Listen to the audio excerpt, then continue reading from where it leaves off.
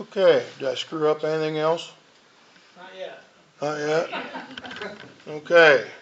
Person I didn't, or asked to talk didn't show up. I was kinda leery of that when we got here. So, good friend of mine, I asked him if he would, no hesitation. That's exactly what you do in here. When AA asks you to do something, you do it, because I'd be dead without AA. And, I wouldn't have a life. With that, I give you Jason, very good man.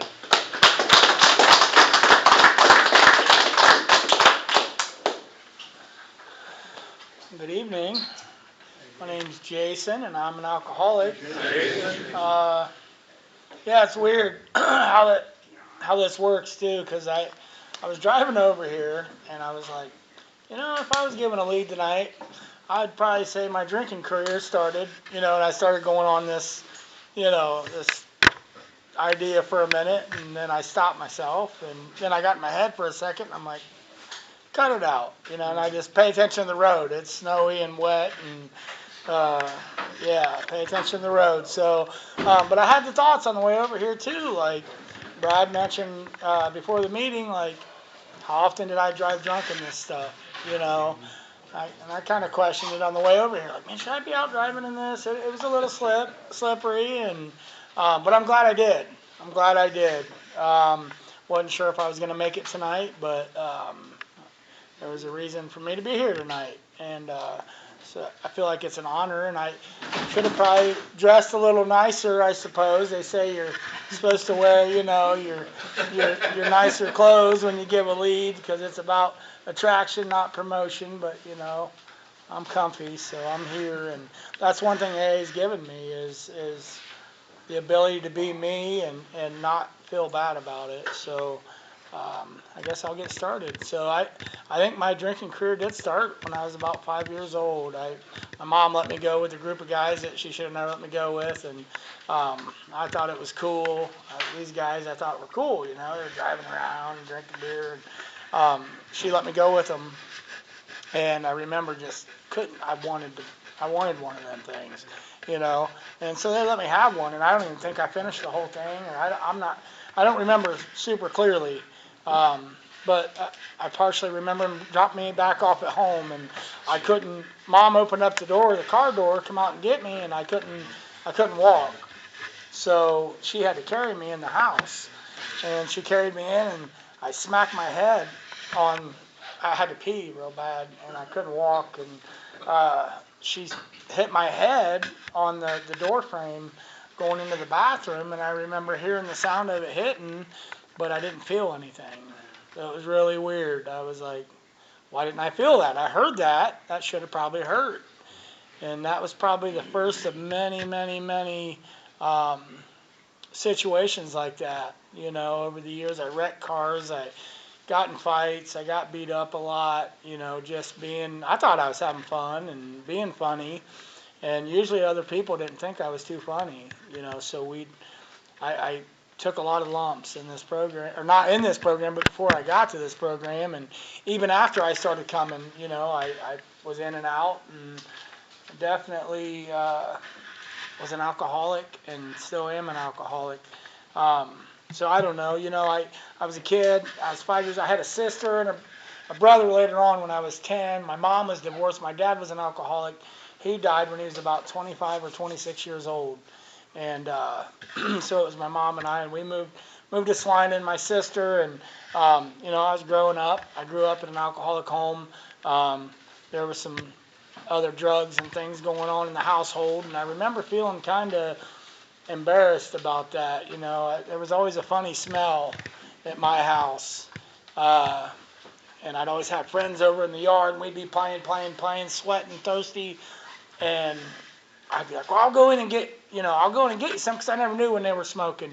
I never knew, so but that feeling of embarrassment, or like there was something wrong with me, started at a real young age, and then my dad passing and not understanding that, and I was always looking at everybody else that looked like they had it together. They had mom and dad at home.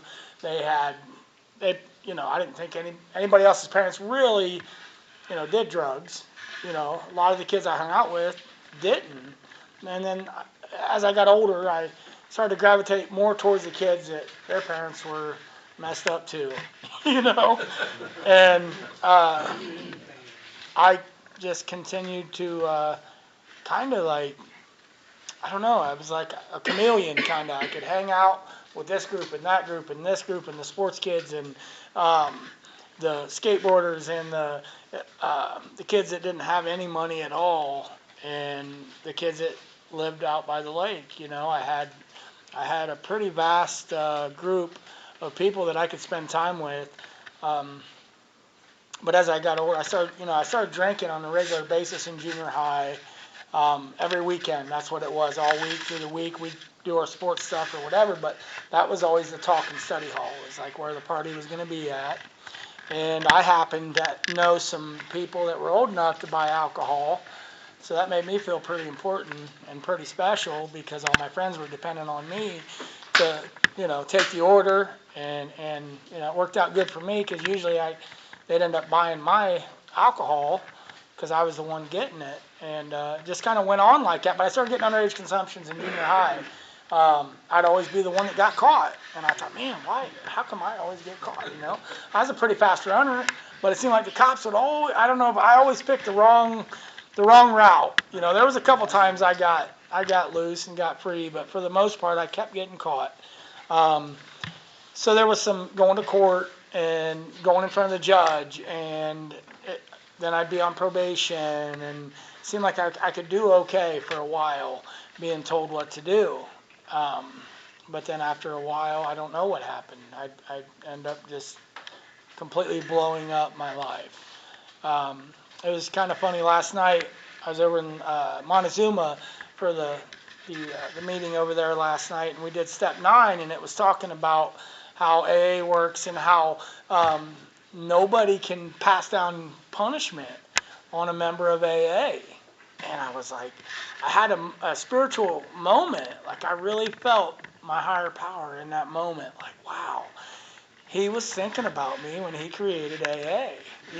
Like he knew I needed something like this because I just did. I had to have something, And but my alcoholic thinking too is like in the moment I thought that, I thought, well, I shouldn't say that because I'll probably be being egotistical, if I say, he was thinking about just me.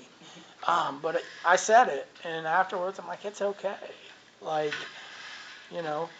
people, I don't think it's just for me, but, I can get in my head about stuff. And I would overthink everything, and I'd be afraid to say much because of what other people might think about what I said and how they might feel about it. And then I'd be in my feelings about it. And then, I'd end up drinking. And that's a big part of why I drank. Because then I didn't care really what I said and what people thought.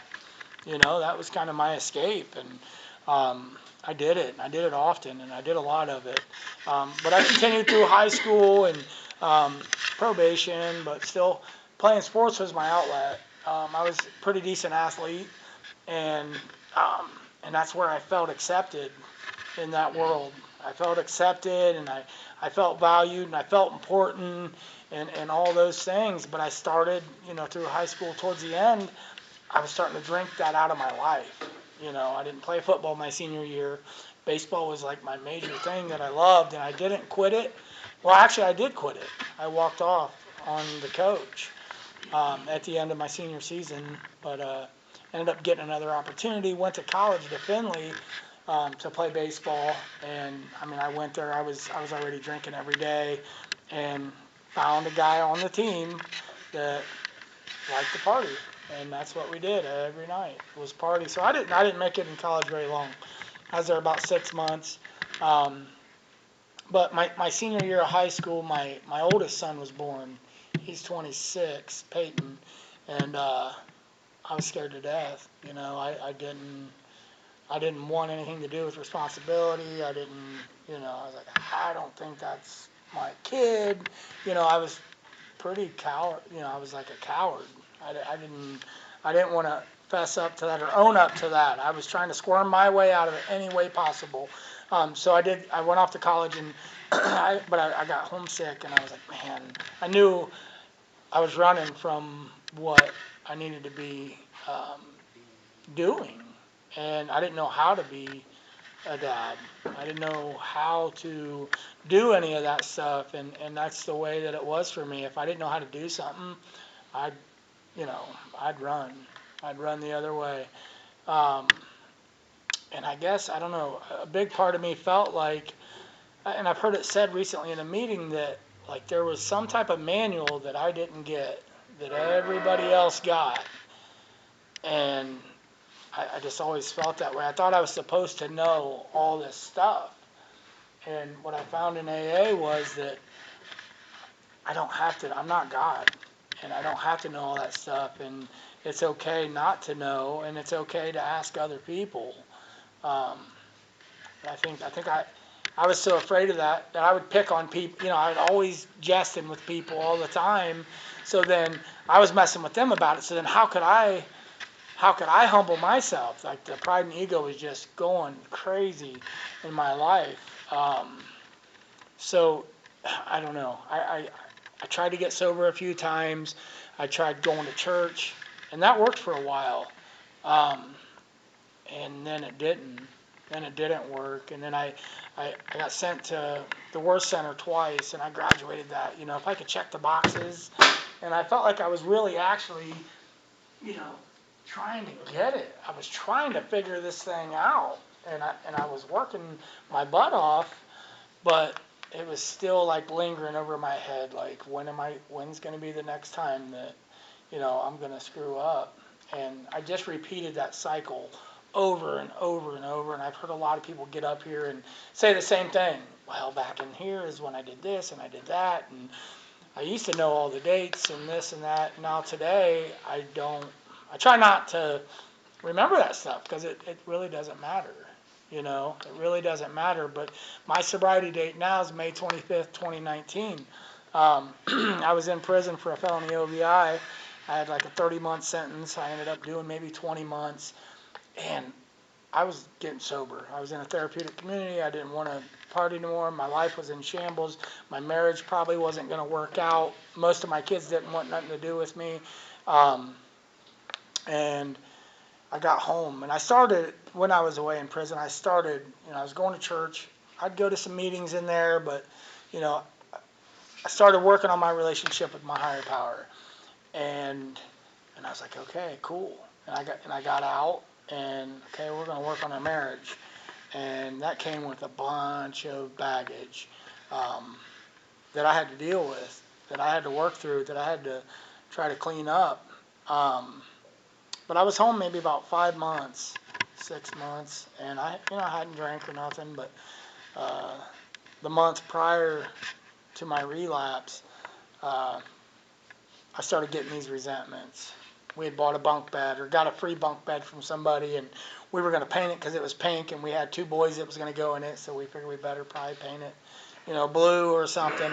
So I'm working in the garage, and, Katie's not helping me. None of the kids are helping me. I'm out there like, I got a chuckle. I mean, I wish I had it on video, but I was out there struggling to get this bunk bed painted, and I'm mad and tired and whatever, and this goes on for a week or 2 weeks. But the guys that I was working with, they like to drink, and the one guy, I don't know if he was an alcoholic or not, but he had a cooler. He had been at a party, and he would pick me up for work. I couldn't drive. Got a lifetime driver suspension, and but he would pick me up every morning and drop me off, and so I would put my waters or my lunch in this big cooler that he left in the back of his truck. And the one time he picked me up, put my stuff in there, and I saw this bottle of Jack Daniels sitting in there, and he's like, oh yeah, I forgot to take that out of there. Was out at so and so's over the weekend or whatever. I need to put that back in the house or whatever. And I was like, oh yeah, no big deal, whatever. Don't worry about it. And I don't think he thought about that bottle the rest of that week or however much longer it was in there, but I thought about that bottle every day. And I was building up a good one. The bunk beds ain't going together. Work sucks, and my life was terrible. And if everybody just would have started doing what I wanted them to do, then my life would have been okay. But I let that build, and wasn't working a program. I might pop in AA every once in a while with Katie just to kind of socialize a little bit, or get out of the house.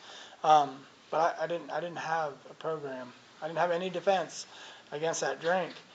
And he dropped me off from work that day, pulled me up in the driveway, and I said, hey, I'm going to take a drink of that. He's like, oh, I wouldn't do that probably if I was you. He kind of knew my history and stuff. And I was like, well, I'm going to. It was like something had a hold of me, like this obsession. I was going to do it. I done made up my mind, and I picked that bottle up, out of the back, and I, gave it a big old slug. And oh man, that warmth in your stomach that you get. I'm not trying to, tell war stories, but that warmth, it was there. And that sense of ease and comfort started coming on me, and I was like, felt great for, a couple minutes, and I was like, but then I wanted more. He pulled away, the bottle was gone, and I don't know if I played around the garage for a minute or what, but I hopped on a bicycle and pedaled myself up to the gas station and got me a big drink. And then, that was good and gone real quick, because I pretty much finished everything I drank. I heard somebody talking about that in the meeting the other day, and they were saying no matter what it is, pop, water, coffee, whatever it is, I finish it down to the last drop. But I drank that. Well, shoot, now I don't have any more alcohol. And then before I know it, I'm at my mom's house. And I can cry on her shoulder, and she's probably got a bottle around her house. So then I'm doing shots at my mom's house. I hadn't drank in 2-3 years, but I was tying a good one on, and I knew it was all bad, but I got home and kind of passed out in the bed. And I got up for work. I felt like crap. The guilt, the remorse, the shame, all that stuff was right back on me. And I was like, frick, what am I going to do? And I'm like trying to just tough it out through the day at work. And I felt horrible. But I was like, man, I can drink again. I can drink again. I'll feel better. So I did it the next day. And this happened to be the last day of school, and 2019, last day of school. And I went with him to Walmart and had him drop me off at my sister's. I wasn't allowed to drink at home. Katie said, they're not going to have this here, whatever. And I was like, oh, that's fine. I'll go somewhere else. So I ended up drinking that night too. And that was my last drink. That next day, I was on probation. I wasn't supposed to be drinking, and I'm an alcoholic. But then it was a Saturday, and I didn't want to talk to Katie. I was mad. I was bottled up. I didn't know what to say, didn't know what to do. I was scared. And she was working a pretty good program at the time. And, she just kind of gracefully said, here's what I would do if it was me. And she's like, you got to get honest. You got to tell on yourself and, go to a meeting and look at getting a sponsor. And I was relieved, because I knew what she was telling me was what I needed to hear. I was still kind of mad because I didn't want her telling me what to do, But that's what I did. I went to a meeting that night, and I talked to Jim out by the lake maybe 2 nights after that, kind of talked to him about all the things that was going on. He didn't have an answer for any of it. He just listened to me and, just kind of talked me through it. We went to, it must have been Wednesday night, went to the meeting. I asked him to be my sponsor. He said, sure. And we went to the Wednesday night meeting, and I felt better going into that meeting. I felt like I had just unloaded a weight off of my shoulders, and and from that point on, I don't know, something changed in me, and I think I finally surrendered to my powerlessness, and I started to have a desire to want to be sober and to grab a hold of something that I saw working in other people's lives. So I started doing my readings in the morning and asking God for help in the morning to keep me sober, and at night doing the same thing, and kind of look back at my steps and started working through my steps with my sponsor. And I don't know, it's been coming up on 5 years, and I've never stayed sober longer than a year. Never willingly, I never wanted to, and it was always like I'd get to that year mark, and whatever would happen, and I felt like I was doomed Like I was maybe constitutionally incapable of being honest with myself, or it always just felt like there was this dark cloud kind of following me around and, waiting around for about a year. And that was my disease waiting for me. And now today I've learned that I can do something about it. So I come to meetings and I pray in the morning. And it's not, back in the day I used to think it had to be a real, earth-shattering spiritual experience. And it was for me. When I was going to church years ago, there was a lot of moments like that. And it worked. But I was still looking for that feeling, that high or that good feeling. And so on the days when I would pray and really try to press in, or on the days where I didn't feel like I was living up to what God wanted me to do, I didn't pray long enough. I didn't read enough. I didn't, I felt like a hypocrite and this and that and the other. And so it didn't work for me. Now today, I really try to take a lot simpler approach to it. There's some mornings I do my readings and I don't even know what I read. And that's okay. That's okay. I just trust today that my higher power will reveal to me what I need to know to help me in that day. Or I might forget in the morning or get in a hurry. That reading today was talking about getting in a hurry. And some mornings I wake up late and the kids, something goes on or whatever, and I'm at work and it's lunchtime and I'm crouching around a little bit and, oh shoot, I didn't do my readings. I pull them up on my phone and I can start my day over today. I don't have to let it escalate like, oh, it's too late now. Might as well blow it up. It's already on the way. Today I got some choices and I have some tools, and my life's gotten a lot better. I started working for myself about a year and a half ago, and I was able to get driving privileges, and didn't think I'd ever be able to do that. I have freedom today in a lot of areas of my life, and the biggest one is I'm free from the desire to want to get drunk. Because I used to, if I was awake, that's what I wanted to be doing. I'd wake up and being passed out, and I'd be looking for my bottle. I'd be cussing Katie out because she hid it from me, or I hope she had hid it from me before I finished it. I lived in it was I don't know, insanity. That's how I lived for the last couple years of my drunkenness. It was so bad where I started getting the DTs, and I was so scared, but I couldn't not drink. But it almost killed me. And really, I've got outside issues too along the way. I overdosed a couple times and had to get Narcan and brought back to life and wake up in the hospital, and then I'm on my way to jail. They didn't just let me go home. They had a couple of nice police officers by my bedside, there to comfort me and to make sure I got where I needed to go. But man, I'm so glad that I made it to AA and I made it here, and that I have a choice today that I can say, and it's not as hard as I was making it. I made it way, way, way harder. But today, too, like my oldest son, he's been coming around. He's been coming around, and he was going to come tonight. And he said, "I think I'm just going to stay home," and it was okay. We went to a meeting together last night, and I never thought, I didn't know if he'd ever be like, "Hey, I'm tired of this life. I'm tired of living this way." And he called me a couple weeks ago. I think it was on a Friday. I don't know, Thursday or Friday, a couple weeks ago, and wanted to go to a meeting. And now today I get to go to meetings with him and talk about recovery. Last night he was dropping me off from the meeting last night, and we were kind of just talking about alcoholism, and there was a few times he'd call me. I wouldn't hear from him for a month. He lives a mile away.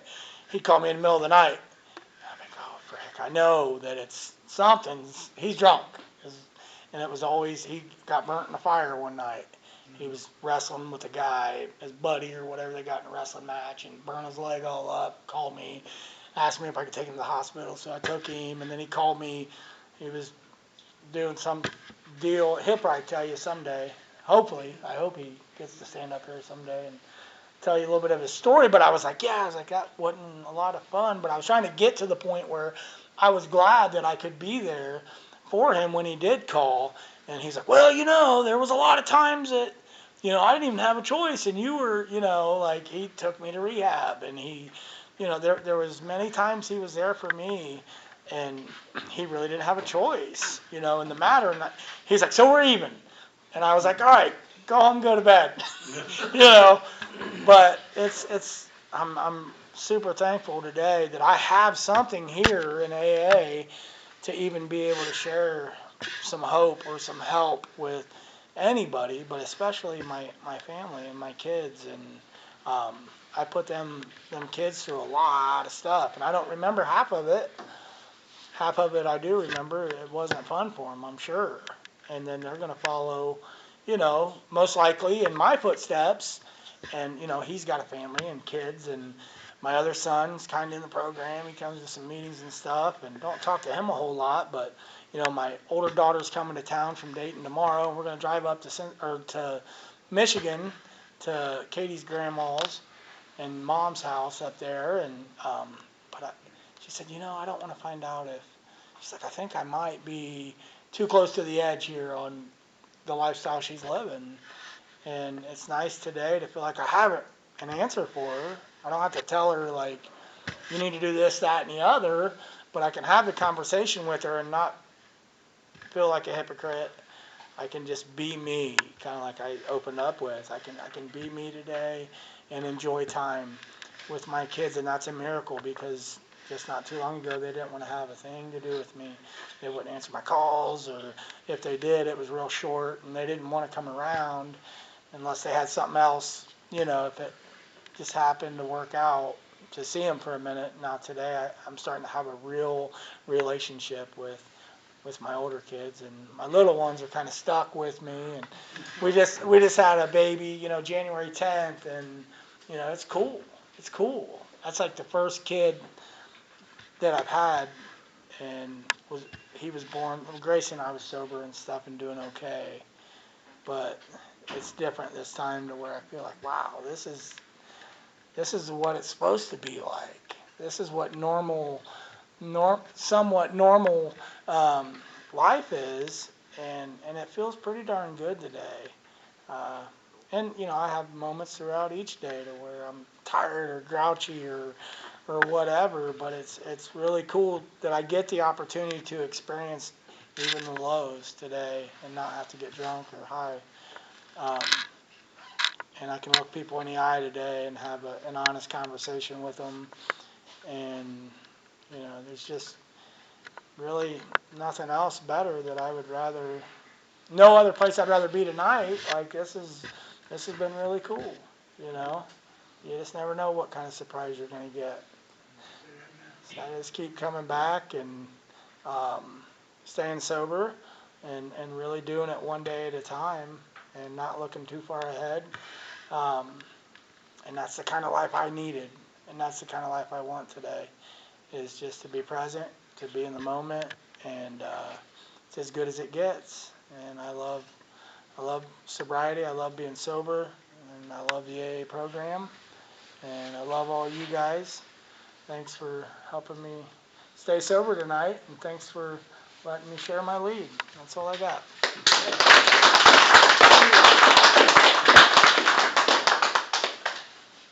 Thank you, Jason. Well, thank you, Jason. That I got a lot of similarity in that story for me. Couple things I can relate to is I had a family. I sobered up.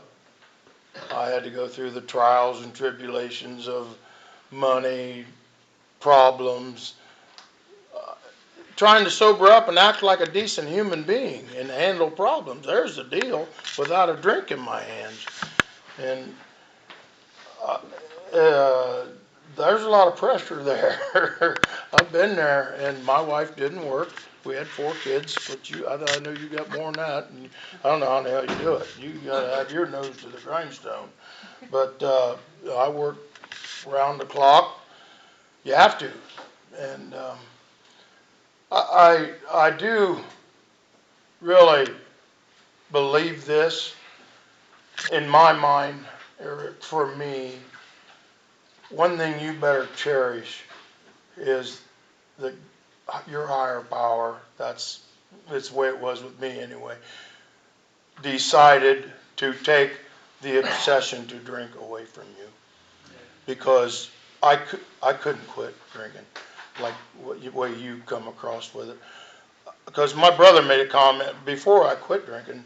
One of my brothers, because I was self-well-run right. I did exactly just like an alcoholic. I did exactly, and you wasn't going to tell me I couldn't drink. You can go to hell, and because I'm going to drink. I didn't care what you thought. I didn't care what I was going to lose. That's what I was going to do, and that was my right. But when he said that, I agreed with him. I didn't know I was going to quit either.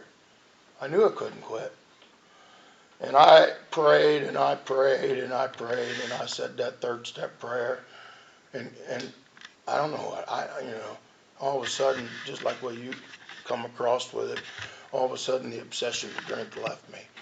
God, I'm so glad. I wouldn't change this life for nobody. Because, you got really have got a lot to look forward to. Now, my family's grown up, gotten bigger.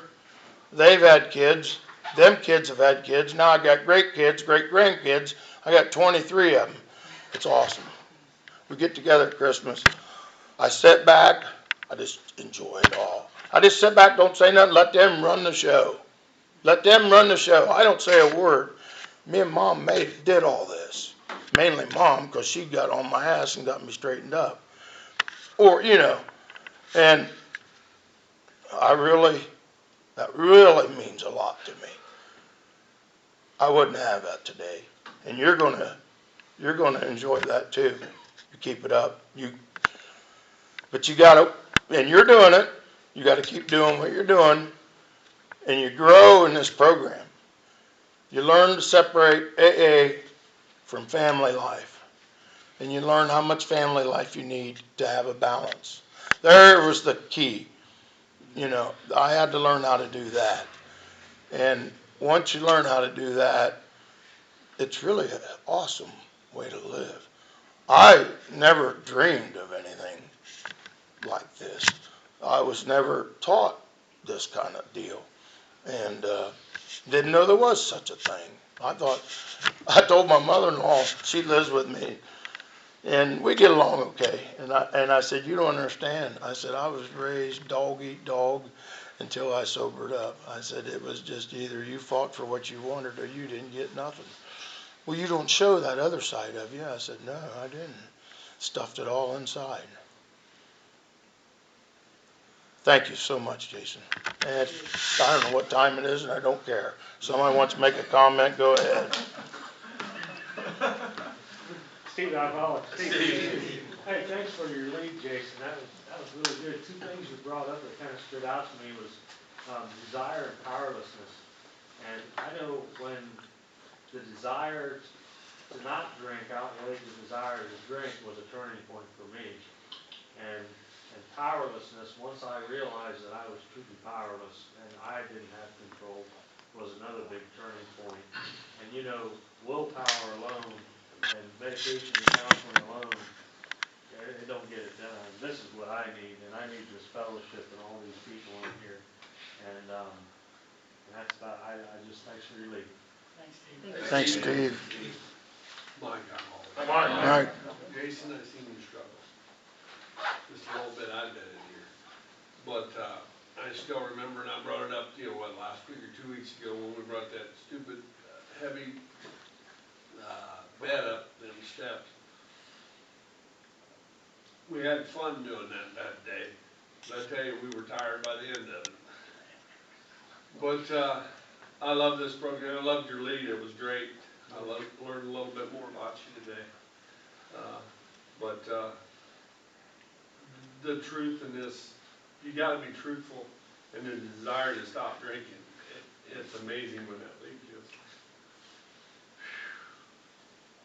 You don't want that stupid drink anymore. It feels totally different.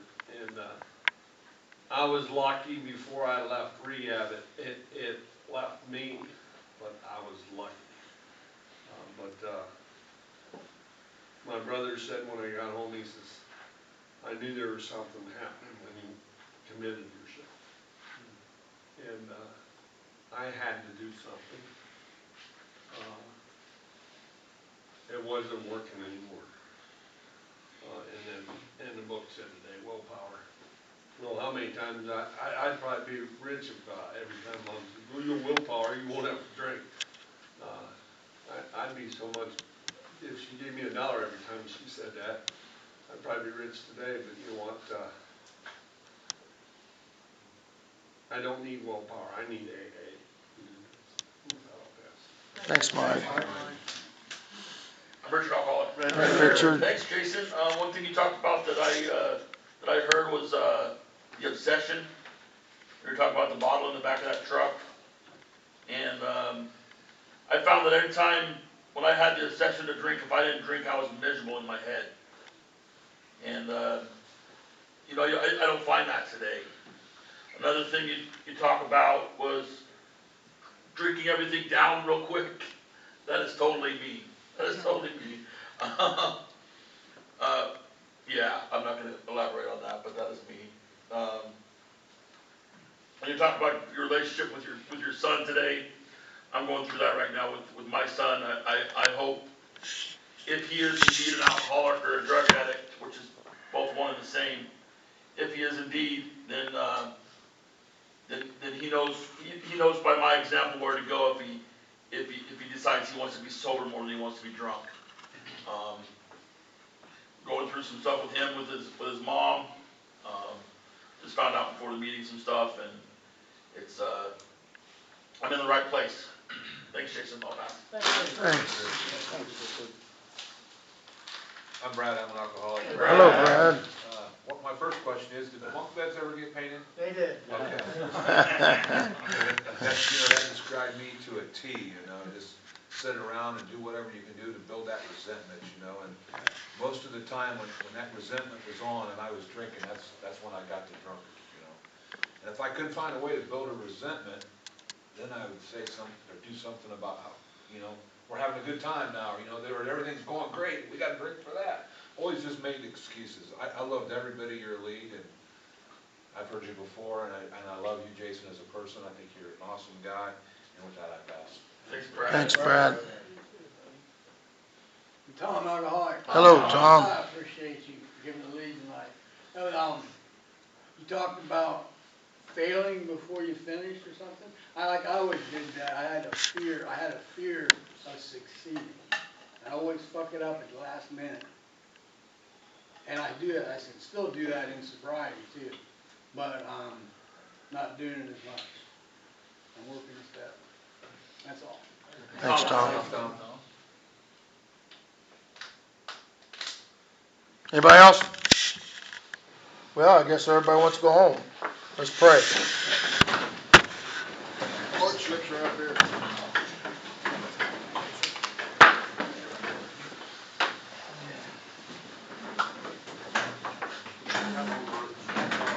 Just so I can stand there.